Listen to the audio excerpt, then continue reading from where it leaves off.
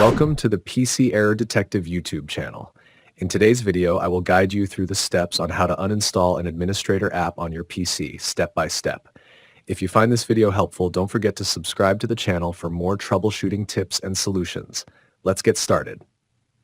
Step 1. Click on the search box on your taskbar and type either CMAD or PowerShell. These tools are commonly used for advanced administrative tasks on your PC. Step 2, when you see the result appear, right-click on it and select Run as Administrator. This step ensures that the tool has the necessary permissions to make changes to your system.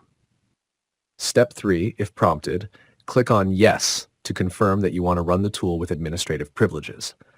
Step 4, in the command prompt or PowerShell window, type the command wmic product get name and press enter. This will display a list of all installed programs on your system. Be patient, as it may take a few seconds to load.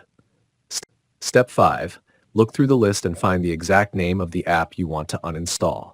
Make sure to copy the name accurately, as this is essential for the next step. Step 6. Type the following command, replacing program full name with the name of the app you want to uninstall. wmic product where name equals CapCut. Call uninstall. Press enter to execute the command. Follow any prompts that appear to complete the uninstallation process.